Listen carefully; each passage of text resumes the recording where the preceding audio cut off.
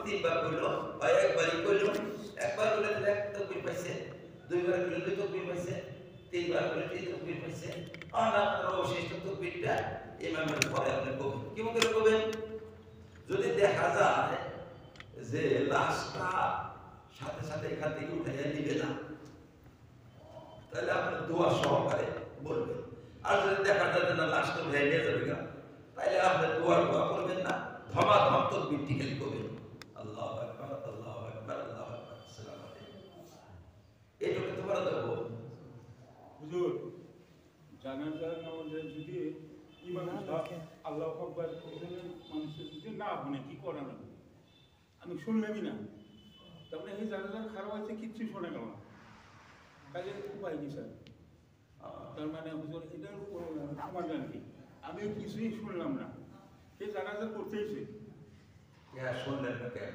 শুনেই তো না কি করলো উনি আল্লাহু আকবার শোনা গেল শোনা যাবে কেন এরকম ইমামের পাশে আমি একবার জানাজার করে ওরকম দেখছি না ওটা তো আমি কি করে ঘুমাই ইমাম সাহেব কোন রকম আলহামদুলিল্লাহ তার মানে শোনা যায় না কেন ভাই আমি জোরে কভার করি না জোরে কভার করতে তুমি পড়াও কেন যে জোরে কভার দিয়ে পড়াই করো আর যদি বেশি মজমা হয় তাহলে মাইকতে দেয় শোনা যায় না ওটার সমস্যা কোন আলেমে করে দেওয়া ওটা আমরা করো না এই মাইকতে দাও আর না মুকাবিল খারাপ করে দাও তুমি এনে খাও এটা একজনের না আরেকজনের হইলে এটা জোরে জোরে করবো ওটা আমরা কি করবো কাজে প্রশ্ন যে আপনারা করে প্রশ্নটা আমাদের কাছে যারা প্রশ্ন হেরে সাথে কাছে করুন রাখবো শোনা যায় না তাহলে কোন রাখবো মাইকের ব্যবস্থা করুন রাখবো না হলে পাশে মুকাবিল খারাপ করুন রাখবো শোনা না গেলে আপনারা নামাজ পড়েন কি ভাই কারণ ইমামের লগে আল্লাহু আকবার বলাটা ফরজ ইমামের সাথে আল্লাহু আকবার বলাটা ফরজ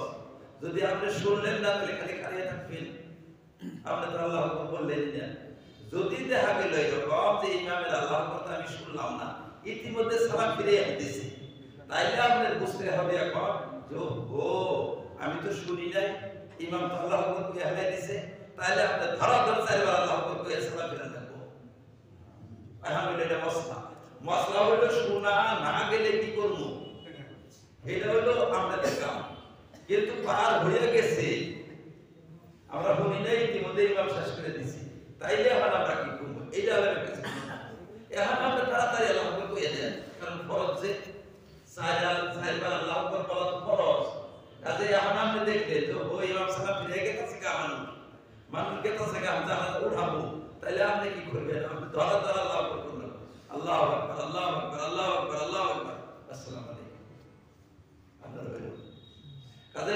মাসআলা না জানলে তো জানাজাও করা হবে না মাসআলা না জানলে জানাজাটা তো পড়া করবেন না কাজে মাসআলা জানার বুদ্ধি কি আমি তো বহুত বুদ্ধি কথা কই দিই বুদ্ধি হলো এটা যে আপনি ফরজটা মুখস্থ রাখেন বাকিগুলা আপনি কইয়ে দিবেন যে না এটা সালাম চলে এটা সালাম চলে এটা সালাম চলে যেরকম ফরজ জানাজার নামাজের মধ্যে চার তাকবীর এটা হচ্ছে ফরজ চার তাকবীর ফরজ আর বাকি নামাজ আর কোনো ফরজ নাই কিন্তু শর্ত আছে শর্তগুলা কিন্তু আদায় করতে হবে শর্ত এইটা তো বলতেছিলাম শর্ত কারে কয় ফরজ কারে কয় ওয়াজিব কারে কয় সুন্নাত কারে কয় শর্ত মানে একটা কাজের জন্য যে জিনিসগুলো অপরিহার্য যে জিনিস ছাড়া কার্যটা সম্পাদন করা সম্ভব না কার্যটা গঠিতই হবে না কোনো মতেই হবে না সেই কার্য বা সেই বস্তুটাকে ফরজ বলে মানে কোন একটা কাজের জন্য মূল কাজের জন্য যে জিনিস জরুরি যে জিনিস দিয়ে কাজটা গঠিত হয় সেই জিনিসটাকে বলা হয় ফরজ ফরজ যেরকম দেখেন আমি চার উদাহরণ দিয়েছিলাম মানুষ আইল এখন তো আর বুঝবো না যেরকম চা চা বানাবার জন্য চা পাতি নাই পানি নাই এই দুইটা নেই পানি নাই চা পাতি নেই বলে কি আছে মিষ্টি কোনো বস্তু আছে বলে মিষ্টি নাই আমরা চা বানাই কি দা চা বানাবো আমি বলে তো দুধি করে বানাবো চা পাতি নাই পানি নাই মিষ্টান্ন কোনো বস্তু নাই চা বানা বলে চা কি করে বানাবো খিচুড়ি খিচুড়ি রাঁধে, চাল ডাল নাই, চাল ডাল আগুন নাই, আপনি খিচুড়ি রাঁধে, কেউ খিচুড়ি রাঁধতে হবে, চাল ডাল আগুন ছাড়া এই কথাগুলো বুঝুন লাগবো। ফরজ কাকে বলে? যে জিনিস ছাড়া মূল কর্মটা হবার পারে না, এই জিনিসটাকে ফরজ বলে। তাহলে চা বানাবার জন্য ফরজ কি কি? আগুন থাকা ফরজ, তার জন্য আগুন না থাকলে আগুন বা আগুনের পরিবর্তন কিছু আগুন লাগবে, গরম করবার তো কোনো ব্যবস্থা থাকা লাগবে, তাছাড়া চা কি করে বানাবো? বরফ দেখেন চা হয়, তাহলে গরম করবার দিকে কিছু থাকা লাগবো, এটা যেটাই খাই গরম করবার দিকে থাকুন রাখবো, জলীয় বানাবার দিকে একটা জিনিস থাকুন রাখবো, জলীয় না হলে এটা চাকে রাখবো, বাজার বস্তুরে চা করে কোনোদিন, তাহলে জলীয় পদার্থ একটা বানাবার দিকে থাকুন রাখবো, আবার মিষ্টান্ন বানাবার দিকে একটা থাকুন রাখবো, রং করবার দিকে একটা থাকুন রাখবো, রঙও হলো না তাহলে কেউ চা হলো এটা, রং করবার দিকে আমাদের মানুষের রং করে, চা পাতি না থাকলে তাহলে অন্য কোনো গাছের পাতা সিরা দিয়ে রং করে, ওরা জানে যেগুলো গাছের পাতা দিলে রং করে, তাও যদি না থাকে তাহলে সেলি পুরা দিয়ে এই সেলি দিয়ে চা বানায়, সেলি পুরা দেয়, সেলি পুরা দিলে লাল হবে, এই সেলি দিয়ে চা বানায় মেহমানদের দেয়। মেহমান তো আর বোঝে না যে চা পাতি নাই, কিন্তু আপনার মেহমানদের পুরা লাগে, তো তারা চা বানায় দেয়, তাই সেলি দিয়ে বানাই দেয় চা, বলে চা পাতি নেই, না থাকলো সেলি আগে বাজে, সেলি ভাইজা লাল হয়, সেই সেলি দেয়, লাল চা হয়ে যায়, গরম গরম লাল চা খাইলো, চা পাতি ছাড়াই চা বানাই দিল। আর যদি বেল গাছ থাকে তাহলে বেলের মাথায় দেয়, থাকালে কত বিকল্প একটা, কাজে সেলি পুইরা দিলেও চা হয়, সেলি পুইরা না দিলে চা হবে না। তাহলে চা একটা বানাবার গেলে চা যদি পানি না থাকে চা বানাবার গেলে জলীয় পদার্থ থাকা লাগবে একটা, রং করবার দিকে একটা থাকুন রাখবো, মিষ্টি হবার দিকে একটা থাকুন রাখবো, তাই এই তিনটা জিনিস তার জন্য ফরজ, ফরজ এই তিনটা জিনিস ফরজ, এটারে ফরজ। ঠিক তেমন নামাজের জন্য কিছুগুলো বস্তু ফরজ, এটা ফরজ বলে। ফরজ আবার দুই প্রকার, কিছু ফরজকে বলা হয় শর্ত, কিছু ফরজকে বলা হয় আরকান রুকুন, ফরজ দুই প্রকার, কিছু ফরজকে বলা হয় শর্ত, কিছু ফরজকে বলা হয় রুকুন আরকান। শর্তের বহুবচন শুরুত শারাইত, আর রুকুনের বহুবচন আরকান। তাহলে ফরজ দুই ভাগে বিভক্ত হইল। কিছু জিনিস আছে সেই জিনিস দ্বারা মূল কর্মটা গঠিত হয় না, কিন্তু এই জিনিস না হইলে ওই জিনিস হয় না, গঠিত তো হয় না কিন্তু এইটা না হইলে ওইটা হয় না, এরকম কিছু জিনিস আছে এইটা না হইলে ওইটা হবে না। যেরকম যে মালিক যদি অনুমতি দেয় তাহলে আমি রুটি বানাবো, আমি তো কামলা, মালিকের অনুমতি না দিলে আমি পারবো না, তো মালিকের অনুমতি শর্ত, এটাকে শর্ত বলা হবে। মালিকের অনুমতি দ্বারা রুটি গঠিত হবে না, রুটি গঠিত হবে আটা পানি লবণ দ্বারা। তাহলে মালিকের অনুমতি না দিলে তো আটা পানি থাকলে তো হইতেছে না, আটা পানি লবণ থাকলে রুটি হয় না, মালিকের অনুমতি লাগে। তাহলে মালিকের অনুমতিটা তো ফরজ, এটা ছাড়া তো রুটি হবে না। আবার এই ফরজ তো একটা আছে, আরো ফরজ কি, যে আটা রুটি, আটা পানি আর লবণ লাগে, এটা ছাড়া তো রুটি হয় না। তাইলে এখন ফরজ তো আটাটা ফরজ, পানিটা ফরজ, কিন্তু লবণটা ফরজ না, লবণটা ওয়াজিব। বেশাত হবে যে রুটি তো হবে কিন্তু স্বাদ হবে না, কারণ এটাকে ফরজ বলা যায় না, এটা ওয়াজিব। বা ওয়াজিব যদি না বলে তাহলে সুন্নাত বলা লাগবে, এটা সুন্নাত মুআক্কাদা। এইটা কি লবণটা সুন্নাত মুআক্কাদা, কারণ এটা বাদ পড়লে রুটি হবে, ফরজ তো নাই। কারণ পানি আর আটা যে এই দুটো হলো ফরজ রুটির জন্য। মালিকের অনুমতি, মালিকের অনুমতি না দিলে তো বানাবো না, পারবি না বানাবা। তাহলে মালিকের অনুমতিটা তো ফরজ, তাহলে ফরজ তো দুই রকমের হয়ে গেল। একটা ফরজ আছে যেটা লাগে কিন্তু তোর দ্বারা বস্তু গঠিত হয় না, আর একটা ফরজ আছে যে তোর দ্বারা বস্তু গঠিত হয়। যে ফরজের দ্বারা বস্তু গঠিত হয় সেই ফরজকে রুকুন বলে ইসলামিক ভাষায়, তাকে আরকান বলে। আর যে ফরজ ছাড়া বস্তুটার অস্তিত্ব লাভ করে না কিন্তু তোর দ্বারা গঠিত হয় না, ওটার উপর নির্ভরশীল হইয়া থাকে, সেটাকে শর্ত বলে। তাহলে এখন আমরা বুঝলাম যে মালিকের অনুমতি শর্ত, ফরজ কিন্তু শর্ত। ফরজের দুই ভাগে বিভক্ত হয়েছে, ফরজ শর্ত, আর এটা হলো ফরজ আরকান। তাহলে রুটির রুকুন হলো দুইটা, পানি আর আটা, এই দুইটা রুকুন। তাহলে রুকুন যদি বাদ পড়ে তাহলে বস্তুটা ধ্বংস হয়ে যায়, ওই বস্তু অস্তিত্ব লাভ করে না। শর্ত বাদ পড়লে বস্তু শুরুই হয় না, শুরুই হলো না। শর্ত না পাওয়া পর্যন্ত বস্তু প্রারম্ভই নেই, তার ইবতিদাই হবে না, সূচনাই করবে না। তাহলে এখন আমাদের মধ্যে শর্ত কি কি? পবিত্র হওয়ার শর্ত, পবিত্রতা নামাজের জন্য শর্ত, জানাজার জন্য শর্ত পবিত্রতা। পবিত্রতা ছাড়া জানাজা হবে না। কাজে পবিত্রতা দ্বারা জানাজা গঠিত হবে না, কিন্তু পবিত্রতা জরুরি, অপরিহার্য, গঠিত হবে না। পবিত্রতার উপর জানাজার নামাজ নির্ভরশীল, ওই জন্য পবিত্রতা হচ্ছে শর্ত। এই যে আমরা বুঝলাম যে পবিত্রতা লাভ করা জানাজার জন্য শর্ত। পবিত্রতা কি লাভ করা লাগবে? আপনি মানুষটা পবিত্র হওয়া লাগবে, আপনার উপরে গোসল ফরজ, ওযু ফরজ, তাহলে জানাজা হবে না। আপনার কাপড় পবিত্র হওয়া লাগবে, আপনি নোংরা কাপড় পরে আছেন, হবে না। নোংরা স্যান্ডেল পায়ে দিয়ে আছেন, হবে না। জুতা আপনি না পাক, কাপড় না পাক, হবে না জানাজা। যে জায়গায় দাঁড়াইছেন এই জায়গাটা না পাক, তাহলে আপনার জানাজা হবে না। এই মুরদা নাও না পাক, জানাজা হবে না। 100 বার করলেও হবে না, কারণ শর্তই পাওয়া যায় নাই। মুরদা যে এই মুরদা না পাক, এর গোসল করাই নাই, জানাজা হবে না। আপনি গোসল করেন নাই, জানাজা হবে না। আপনি নাপাক জায়গায় দাঁড়াইছেন, হবে না জানাজা। মুরদাকে রাখছেন নাপাক জায়গার মধ্যে, হবে না জানাজা। কারণ জানাজার নামাজ বৈধ হওয়ার জন্য পবিত্রতাটা শর্ত। যদি পবিত্রতা শর্ত হয়, কোন এক জায়গায় যদি অপবিত্রতা ঘুষা যায়, ঢুকে যায়, তাহলে জানাজা হবে না। এই যে এগুলাকে শর্ত বলে, যে জানাজার নামাজের জন্য যেমন পবিত্রতা শর্ত, জানাজার নামাজের জন্য পবিত্রতাটা শর্ত। এটা শর্ত। এখন আমরা ফরজ নামাজ পড়লেন জোহরের, অপবিত্র অবস্থায় পড়লেন, কোন নামাজ হবে? শর্তই পাওয়া যায় নাই, আর নামাজ হবে? অর্থাৎ শর্ত না পাওয়া গেলে তো কাজের সূচনাই হয় না, কাজের সূচনাই হবে না, নামাজ আরম্ভই হবে না। শর্ত বলে এটাকে। কাজে অপবিত্র অবস্থায় কোন নামাজ হয় না, অপবিত্র অবস্থায় নামাজ হয় না।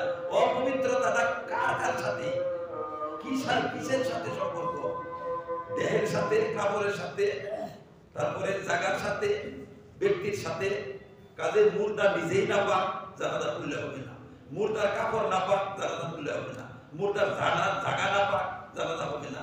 আপনি না পাক, জানাজা হবে না। আপনার কাপড় না পাক, জানাজা হবে না। আপনার জুতা মোজা না পাক, আপনার স্যান্ডেল না পাক, হবে না। তাহলে এই যে এগুলা হলো শর্ত।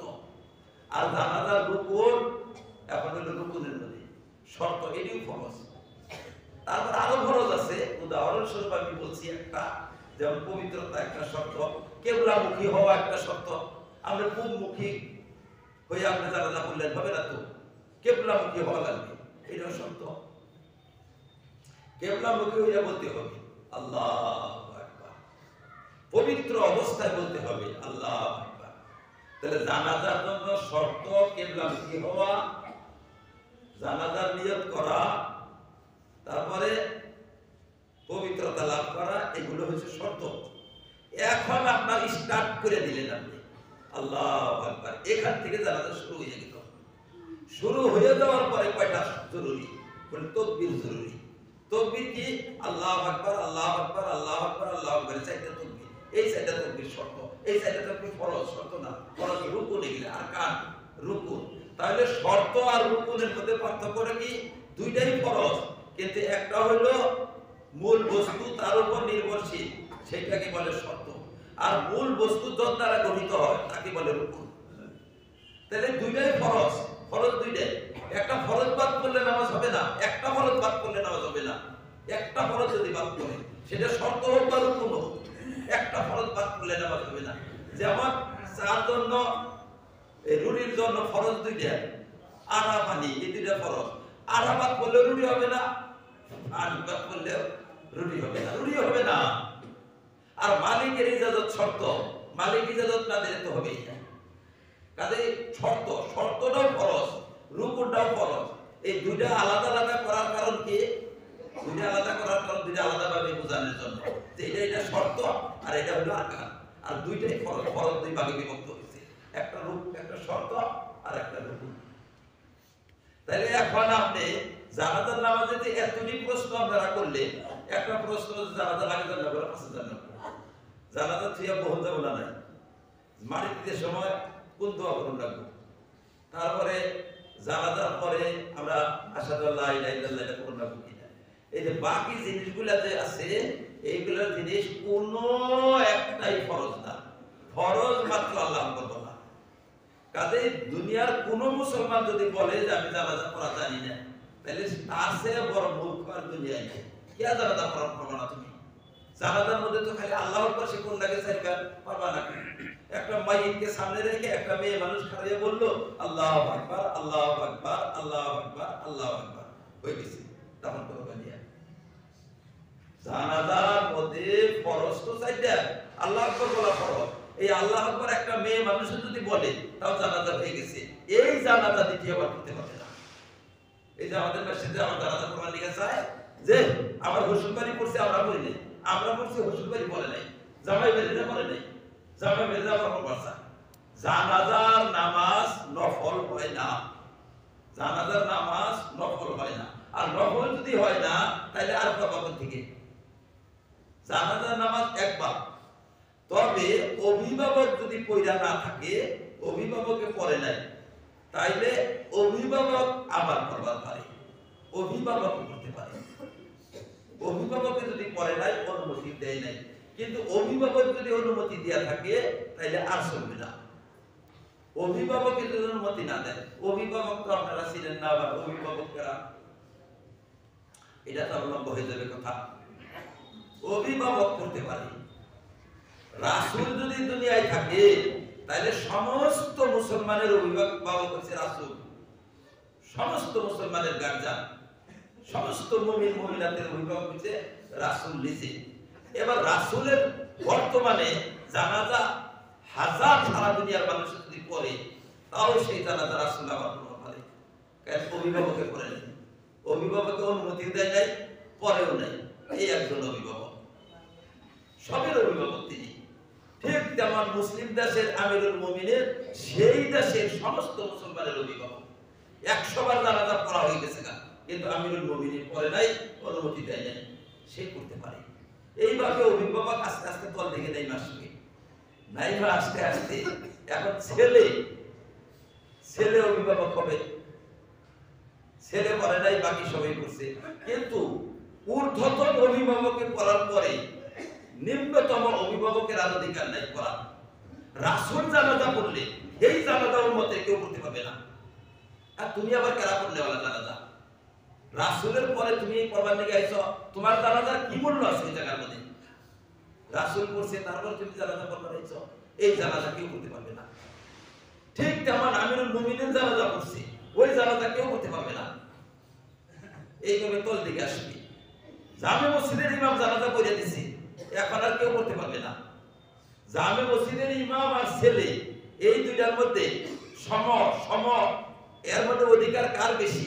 এখানে এসে একটু ইখতিলাফ হয়েছে। কেউ বলছে যে ইমাম সাহেবের অধিকার বড়, কেউ বলছে ছেলের অধিকার বড়। মসজিদের ইমাম পড়লে কি ছেলে পড়তে পারবে কিনা? কিছু ফুকাহারা বলেন করতে পারবে, কিছু ফুকাহারা বলেন না করতে পারবে না। কারণ এর মধ্যে বড় কারা, ছেলের অধিকার বেশি না মসজিদের ইমামের অধিকার বেশি? এখানে একটু ইখতিলাফ হয়েছে। কাজে যদি মসজিদের ইমাম পড়ে নাই, এমনি সাধারণ মানুষে পড়ছে, আর ইতিমধ্যে ছেলে ব্যক্তি আসলো, আইসা হলো জানাজা কে পড়ছে? বলে যা মসজিদের ইমাম পড়ছে, যা মসজিদের ইমাম পড়ে হালাই দিছে, তাহলে আমি এখন পড়াবো কি? আপনারা বুঝবেন না কাইডা, যা মসজিদের ইমাম আছে আমি শুনো না পড়ো, এটা ইখতিলাফ হয়েছে। কাজে ইখতিলাফের জায়গায় কিছু সংখ্যক উলামাদের মতে আমল করুন যায়, যেখানে ইখতিলাফ, এখানে যদি কেউ না পড়ে নাও করতে পারে, যেহেতু ইমাম সাহেব পড়ে হালাই দিছে। আর যদি কেউ কয় না আমার তো অধিকার আছে, ইখতিলাফ আছে উলামাদের, আমাকে অগ্রাধিকার দেওয়া হয়েছে, আমি পড়তে পারি, কিন্তু আমিরুল মুমিনিন পড়ছে, এখন বেকারি আপনার হবে না। কাজে মশলাগুলো তো বোঝা দরকার।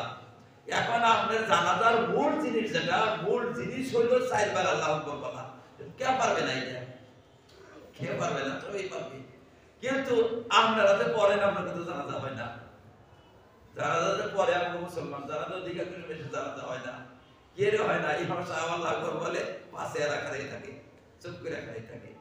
মেলা মানুষের কাছে আপনি জিজ্ঞাসা করবে যে তুমি কি কি কইলা ইমাম সাহেবের কাছে, কয় দোয়াটা তো জানি না। তাহলে কি কইলা তুমি? আরে বাবা, ফরজটা তো আদায় করতেই হবে। একটা তাকবীর বাদ করলে জানাজা হবে না, একটা তাকবীর বাদ করলে। কাজে তাকবীরটা ফরজ, বাকি তো ফরজ না। দোয়া তো ফরজ না, দোয়া তো ওয়াজিব না, দোয়া হইছে সুন্নাত। পড়তে পারলে ভালো, কি দোয়া পড়বে যারা মুখস্থ আছে সেটাই করেন না, কে পারবেন না আপনি? রব্বিক ফিরলি, রব্বিক ফিরলি, রব্বিক ফিরলানা, রব্বিক ফিরলানা। আল্লাহ আমাদেরকে মাফ করো, আমাদেরকে মাফ করো। তাহলে আমাদের মধ্যে কারা কারা আছে? আমরা যারা পড়তাছি যারা তারাও আছে, আর মুর্দাও আছে। তাহলে আল্লাহর কাছে মাফ চাওয়া হইল, রব্বিক ফিরলানা, রব্বিক ফিরলানা। ইমাম সাহেব যখন আল্লাহু আকবার কইলো, আবার আল্লাহু আকবার কইয়া আইয়া আবার শুরু করো। তাহলে দোয়া পারবা না কেন? দোয়া তো বহুত আছে। যেমন কুনুতের কথা বলছিলাম, যে কুনুত মানে আল্লাহর কাছে বিনয় প্রকাশ করে ক্ষমা প্রার্থনা করা, দয়া প্রার্থনা করাকে বলা হয় কুনুত। কানাত ও কানাত মিনাল কানিতিন। কুনুত, কুনুত হইছে বিনয় প্রকাশ করিয়া, বিনয়ের সাথে আল্লাহর কাছে ক্ষমা প্রার্থনা করা, দয়া প্রার্থনা করা। তাহলে এই দয়া প্রার্থনা করার জন্য কি দোয়া একটাই? হাজার হাজার দোয়া আছে। আপনি যেটা জানেন সেটা বলে, পারবেন না কেন? যদি একটাও না জানেন, রব্বিক ফিরলি, রব্বিক ফিরলি, রব্বিক ফিরলি, রব্বিক ফিরলি, আল্লাহুম্মা ফিরলি, আল্লাহুম্মা ফিরলি, রব্বানা ফিনা ওয়াস্তাগফিরুল্লাহ, এগুলো জানেন না? কিছু তো কিছু জানেন, এগুলো জানেন। পরে ওই রাহেটা তারপরে আল্লাহু আকবার করে রুকুতে যান। কাজে আমাদের মানুষ ভাবছে যে এই বিতরের নামাজের জন্য দোয়া একটা ফিক্সড করা আছে। আবার ফিক্সড করা নাই, যে কোনো লোহাটা বাইতে দেব, ওই মাপের একটা লোহা আমাদের দিলে এলো, যে লোহা গুণাগারে না। আপনি ভাবছেন যে এইটাই ফিক্স, এই ঘড়িটা লাগাবার নেগা এই সোনার লোহা দিয়ে এটাই ফিক্স। এটা ফিক্স না, এটা না হইলে একটা রূপার লোহা একটা গেড়ে দেন, ওর মধ্যে থাকবো পাই যায়, থাকবো না। যদি না হয় তাহলে লোহার একটা এটা দেন পেয়ে যায়। যদি তাও না হয় তাহলে বাঁশের একটা বানায় ওর মধ্যে দেন পাবে, পেয়ে যায় অন্য একটা দেন। কারণ তো কি, উদ্দেশ্য কি? উদ্দেশ্য বুঝতে হবে। উদ্দেশ্য খোদার কাছে ক্ষমা প্রার্থনা করা। ভিতরের নামাজ শেষ হয়ে গেল, এখন তো আমার দিনের নামাজ শেষ, রাত্রের নামাজ শেষ হয়ে গেল, এখন আল্লাহর কাছে কিছু আবেদন করা লাগে আমার। আর শ্রেষ্ঠ আবেদন হলো নামাজের হালতে আবেদন করা, শ্রেষ্ঠ আবেদন এটা। কারণ নামাজের হালতে আপনি আল্লাহর কাছে আবেদন করলেন, এখন আবেদন করেন আল্লাহর কাছে। এই আবেদন রেফাই কুনুত, এখন আবেদন করেন আল্লাহর কাছে। পারবেন না কেন? ওই দোয়ায় কুনুতি জানি না আমি। তো শ্রেষ্ঠ দোয়া, শ্রেষ্ঠ দোয়া কোনটা? আমাদের হানফি মাযহাবে শ্রেষ্ঠ দোয়া হইছে আল্লাহুম্মা ইন্না নাস্তাঈনুকা, এটা হলো শ্রেষ্ঠ দোয়া। হানফি শাফি মাযহাবে আল্লাহুম্মা হদিনা ফিমান হাদাইত, এটা হলো শ্রেষ্ঠ দোয়া। ওনারা পরে আল্লাহুম্মা হদিনা ফিমান হাদাইত, আর আমরা পরে আল্লাহুম্মা ইন্না নাস্তাঈনুকা, এটা পড়ি। তাহলে দোয়াটা একটু আলাদা আলাদা, শাফিদের দোয়া আলাদা, আমাদের দোয়া আলাদা, কিন্তু দোয়াটাই পড়া যায়। দোয়াটাই তো হাদিসে আছে, দোয়াটাই হাদিসে আছে। আপনি যদি আল্লাহুম্মা ইন্না নাস্তাঈনুকা পড়েন তাও হবে, আল্লাহুম্মা হদিনা ফিমান হাদাইত পড়েন তাও হবে। তবে শ্রেষ্ঠত্বের ইখতিলাফ, এই যে মতভেদ হয় ইমামদের মতভেদটা শ্রেষ্ঠত্বের মতভেদ, কোনটা বেশি ভালো, কোনটা বেশি ভালো না জায়েজ তা না। কাজে ইমামদের ইখতিলাফটা তো আমরা বুঝি না, না বুঝার জন্য বস্তুগুলো বুঝলে সুবিধা হয়, না বুঝলে অসুবিধা হয়। ইমামদের শ্রেষ্ঠত্বের ইখতিলাফ থাকে কিনা, আমিনটা জোরে বলাটা ভালো না আস্তে বলা ভালো? ইমাম আবু হানিফা বলছেন আস্তে বলা ভালো, ইমাম শাফি বলছেন জোরে বলা ভালো। জায়েজ দোড়াই, আস্তেও জায়েজ, জোরেও জায়েজ, জায়েজ দোড়াই, কিন্তু ভালো কোনটা? ইমাম আবু হানিফা বলছেন আস্তে বলাটা ভালো, ইমাম শাফি বলছেন জোরে বলাটা ভালো। কি জন্য? এখন হাদিস, হাদিস শুনেন, আল্লাহ রাসূল সাল্লাল্লাহু আলাইহি সাল্লাম বলছেন, যার আমিন ফেরেশতার আমিনের সাথে মিলবে, যার আমিন ফেরেশতার আমিনের সাথে মিলবে, তার গুনাহ সব মাফ হবে। তাহলে ফেরেশতার আমিনের সাথে কার আমিন মিলে? ইমাম সাহেব কইল আমিন, আমরাও কইলেন আমিন, ফেরেশতারা আমগুলোকে কইল আমিন, তাহলে মিলল। ইমাম শাফি কয়, আর তুমি কি ফেরেশতার আমিন শুনছো? তুমি তোমারটা তো শোনা গেল, ফেরেশতারটা তো শোনা গেল না, কি মুখে মিলাইলা যে মিলল? ইমাম আবু হানিফা কয় ফেরেশতারা কয় আস্তে কইরা, আমিও কইলাম আস্তে কইরা, তাহলে মিলা গেল। হ্যাঁ, কোনটা মিলছে? তোমারটা মিলছে না আমারটা মিলছে? তুমি কইলা যে ইমাম সাহেবটাকে যদি কই আমি তাহলে ফেরেশতার নগে আমার হয়ে যাবো গা, ফেরেশতার নগে হবো। আমি আস্তে করে কইলে কি হবো?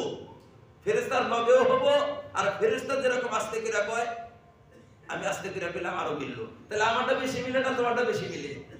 হাদিসে আইছে যার আমিন ফেরেশতার আমিনের মতো হবে তার গুনাহ মাফ হবে। আর আমিনের মতো নিয়ে একতলাপ হইছে যে ফেরেশতার আমিনের মতো আমিন কেন কবার পারে? যে ফেরেশতার আমিনের মতো আমিন বলতে পারবে তার গুনাহ মাফ হয়ে যাবে। আর ইমাম ওয়াইদা কয় জায়গা হই না, ইমাম সাহেব যখন হলো দলিল কইছে ইমাম ওই সময় আমিন বলবে, তুমি ওই সময় আমিন বলবা, কারণ ফেরেশতারা ওই সময় আমিন বলে। তাহলে টাইমটা মিললো, কারণ ওরা দলিল বলছে তখন ইমাম বলবে আস্তে করে আমিন বলবে, তুমিও আস্তে করে আমিন বললা, ফেরেশতা ওই সময় বলে, তাহলে ফেরেশতার সাথে মিললো। এটা তো অটোমেটিক মিলাই দেয়, এটা তো মিলবই, কারণ তা জায়গায় দেয় ব্যাকিনি মিলছে। কিন্তু এই মিলাই কি উদ্দেশ্য? হুজুর যে কইতাছে যে ফেরেশতার নগে মিললে মাফ হবে, তাহলে মিলাটা কি করে মিলাবো আমরা? বুঝতাছি না মিলাটা। তাইলে আরো একটা জিনিস আনি, তাহলে মিলবো। আরেকটা কোনটা? ফেরেশতা গো আমি তো শোনা যায় না, আগো আমি তো জানি শোনা যায় না, তাহলে আরো একটা মিল খাইলো। আরো একটা মিলাও, আরো একটা কোনটা? যে ইখলাস, ফেরেশতারা খুব ইখলাসের সাথে কয়, তুমি ইখলাসের সাথে কও, তাহলে ইখলাস কি করে পয়দা হবে? কেউ না জানলে ইখলাস পয়দা হয়, মানুষে জানলে রিয়া হয়, তাহলে মানুষের জানবার দিও না। তাহলে আরো ফেরেশতার সাথে মিললো। কাজে কারামিন ফেরেশতার সাথে মিলে এটা নিয়ে একতলাপ হইছে, একতলাপ অন্য কিছু দেয়া না। শাফি কয় যে ফেরেশতার লগে আঙ্গুরা মিলে, কেউ করে মিলে জান ইমাম কইছে তেন আমি কই, কারণ জান ইমাম কইছে জান ফেরেশতারা কয়, তাহলে আমি তেন কইলাম, জান আর তেন মিলা গেল কাঙ্গুরা। আমরা কই আরে বেটা জান আর তেন আঙ্গুরাও মিলে। জান ইমাম সাহেবরা দলিল কইলো, তেন ইমাম কি কইবো? আমি জানি যে এটা ইমাম না আমি কইবো, আমি ওই টাইমে কই, ফেরেশতারা ওই টাইমে কয়। এটা তো আলটিমেটলি মিলতাছে, এটা তো বেকিনি মিলে। হুজুর যে কইছে মিলান লাগবো, তাহলে অতিরিক্ত কিছু বস্তুর দরকার আছে, অতিরিক্ত বস্তু দিয়ে ফেরেশতার সাথে মিলান লাগবো। ওটা তো মিলায় নেই, আপনি মিলে ওটা বেকিনি, বেকিনি মিলে ওটা অতিরিক্ত বস্তু দিয়ে মিলাইতে হবে। দেখ অতিরিক্ত বস্তুটা কি? ইমাম ওয়াইদা বলে এটা হলো ইখলাস। ফেরেশতারা দুনিয়ার কোনো লাভ পাইছেন হোদাবার লেখা করে না, ইখলাসের সাথে বলে, তুমি ইখলাসের সাথে বলবা। ফেরেশতারা আস্তে করে বলে, তুমি আস্তে করে বলবা। জোরে করে বললে তো মাঝে উঠবো, সালামের মধ্যে আমিন কইয়া হেরা নামাজ পড়ে, তারপরে সালাম ফিরে দেয়, এরা কিবা করে চাইছে দেয়, কেরা কিবা করে, কেরা কেরা এটা আসল কি নিল বিধরা যায় একদিন হঠাৎ করে জোরে করে আমিন কইয়া একটা জিল্লে আমিন কইয়া তারপর দেয় কেউ নারাই করে দেখি, তাহলে তোমার কি আমিন হইল? এটা নারাই বাজাবার নিকে এটা আমিন হইল তোমার, তুমি আমিন কও আস্তে কইরা। এই যে ইমাম দেখতে লাভ এই জায়গায় হইছে, এটা স্বাভাবিক একটা লাভ হইতে পারে, কারণ আল্লাহ রাসূল জোরের কথাও জোরে করে মিলান লাগবো না আস্তে করে মিলান লাগবো তা তো বলেন নাই। হুজুর বলছে যার আমিন ফেরেশতার আমিনের সাথে মিলবে, মিলবে তার গুনাহ মাফ হয়ে যাবে। তাহলে ফেরেশতার সাথে কার আমিন মিলে? আমাদেরটা মিলে না, আমাদেরটা মিলে না। তোমাদেরটা যদি মিলে তাহলে আগুনা মিলে না। কি আমাদের মিলে? তোমরা বলে সময়ের মধ্যে মিলে, আমরা তো ওই সময় বলি কেন মিলবো না? আমাদেরটা সময় তো একই আছে আমাদেরও, কাজে আমাদেরটা আরো বেশি মিলে। ফেরেশতার আমিন শোনো তোমরা, শুনি না, তাহলে তোমার আমিন আমরা শুনি কেন? মিললো না তো, বুঝাইছে কথা? বলে ইখলাস, ইখলাস কি করে বুঝবো? ইখলাস বুঝবো কি করে? ইখলাস তো বুঝার একটা নিয়ম আছে, ইখলাস কারণ তো আছে আমরা জানি না, কিন্তু ইখলাস বুঝার একটা প্রতীক আছে। মানুষদের দেখাইয়া দেখায় যদি দান করে তাহলে অনেক সন্দেহ হয়, ইখলাস নাও থাকতে পারে, ইখলাস থাকতেও পারে নাও থাকতে পারে, কারণ দেখাইছে মানুষের কিন্তু দান আল্লাহর জন্য করছে, এটা ইখলাস থাকতেও পারে নাও থাকতে পারে, দেহানি তার উদ্দেশ্য হবার পারে। কিন্তু আমি দেখাইয়া দান করি নাই, না দেখাইয়া দান করছি, আমার তার ইখলাস ছাড়া কি হবো? আমারটা কি হবে ইখলাস ছাড়া? আমি তো দেখাই যাই। কাজে দান যদি আমি কইলাম যে হুজুর আমি এই পান কার্ডে দিলাম, আমার নামটা লিখে রাখবেন যে দাতা অমুক, বলে এটা ইখলাস না রিয়া? বলে ইখলাস হবার পারে, রিয়াও হবার পারে। আর আমি কইছি হুজুর আমার নামটা লেখেন না, আমি দিয়া গেলাম কে কাছে কবেন না, আমার নাম লিখবেন না, আল্লাহ জানে। তাহলে আমার নাম দেখি রিয়া হবার পারে দেখি। কাজে রিয়া হওয়ার সম্ভাবনা আছে, নাম লিখলে সম্ভাবনা আছে, ইখলাসও হইতে পারে, কারণ লোকটা জানে না, ভাবছে যে নাম লিখলে আরো ফজিলত বেশি, এটা ভাবছে, কিন্তু আসলে ভাই সেটা দেখাবার নিকে না, তাইলে ওর ইখলাস আছে। কিন্তু যদি এইটাই নিয়ত থাকে যে আমার নামটা দেখলে বেগে দেখবো নি, দাতা কারা আমিও কম না, পানকা কারবান কাতালে বইয়ে নামাজ পড়ো, দেখছো কি? কারবান কাতালে বইয়ে নামাজ পড়ো, দেখছো? ইমাম সাহেব কারবান কাতালে নামাজ পড়ো, দেখছো? ওই যে দেখছো নাম দেখছো? আমি দাতা, আমার ইমাম কাতালে নামাজ পড়ো। তাহলে এই যে রিয়া, এই রিয়ার পরে আর কিছুই পাবো না। আর রিয়ার সম্ভাবনা করে থাকে যেখানে উচ্চারণ করা হয়, আর যেখানে উচ্চারণ করা হয় না রিয়ার সম্ভাবনা থাকে না। তাহলে আমাদের আমিনের মধ্যে রিয়ার সম্ভাবনা নাই, আর তোমার আমিনের মধ্যে রিয়ার সম্ভাবনা আছে। এই জন্য ইখতিলাফটা জায়েজের ইখতিলাফ না, শ্রেষ্ঠত্বের ইখতিলাফ এগুলা। আর শ্রেষ্ঠত্বের ইখতিলাফের মধ্যে আবু হানিফা রাহমাতুল্লাহ আলাইহির জান্নাতুল যুক্তি দেখবেন, যুক্তি দেখার পরে আর আপনি কোনোদিন গোমরাহ হবেন না। কারণ আমাদের মানুষকে গোমরাহ করে ওরা এই যে নানানটা কইয়া কইয়া, আমাদের আলেমরা তো এগুলা কথা কয় না, যার কারণে গোমরাহ করে না। এই যে জোহরের নামাজ বা জুমার নামাজ প্রথম যে আমরা সুন্নত পড়ি 4 রাকাত না 2 রাকাত, 4 রাকাত তো জায়েজ, 2 রাকাত তো জায়েজ, এটার মধ্যে ইখতিলাফ নাই। জায়েজ তো ওটাই, 2 রাকাত পড়লেও জায়েজ, 4 রাকাত পড়লেও জায়েজ। শ্রেষ্ঠ কোনটা? ইমাম ওয়ালা বলেন 4 রাকাত শ্রেষ্ঠ, ইমাম শাফি বলেন 2 রাকাত শ্রেষ্ঠ। দেখছেন ইখতিলাফ করে, ওরা 2 রাকাতকে শ্রেষ্ঠ বলে, আমরা 4 রাকাতকে শ্রেষ্ঠ বলি। জায়েজ কিন্তু দুইটাই, আমরা 2 রাকাত পড়াও অসুবিধা নাই। জুমার আগে 2 রাকাত পড়বেন, যোহরের আগে 2 রাকাত পড়বেন, অসুবিধা নাই, এটা চলে। কিন্তু শ্রেষ্ঠ কোনটা? আবু হানিফা বলেন শ্রেষ্ঠ হলো 4 রাকাত, ইমাম শাফি বলেন শ্রেষ্ঠ হলো 2 রাকাত, ইমাম আহমদ বিন হাম্বল বলেন শ্রেষ্ঠ হলো 2 রাকাত। কিন্তু আমরা হানফি, আমরা 4 রাকাত পড়ি। কিন্তু এখন ঠেকাইবে ঢাকায় 2 রাকাত পড়া হলো, যদি দেখা গেল যে ঠেকা পড়ছে হয়, হ্যাঁ টাইম কিছু কম কম, উহুরিয়া বারবার 4 রাকাত পড়া সে ইতমিনান 2 রাকাত পড়া ভালো। যদি টাইম কম, তখন যদি আমি উঠতে পরে নামবে এবং করে যদি 4 রাকাত পড়ি, তাহলে এই 4 রাকাতের সে আমি ইতমিনানে যদি 2 রাকাত পড়ি, ওটার দাম বাড়বে বেশি। এগুলা হলো শ্রেষ্ঠত্বের ইখতিলাফ হয়। কারণ শ্রেষ্ঠত্বের ইখতিলাফের মধ্যে যদি আমরা কিছুটা জানি, তাহলে আমরা বিভ্রান্তিতে পড়বো না, আর আমাদের আমলগুলো শুদ্ধ হবে ইনশাআল্লাহ।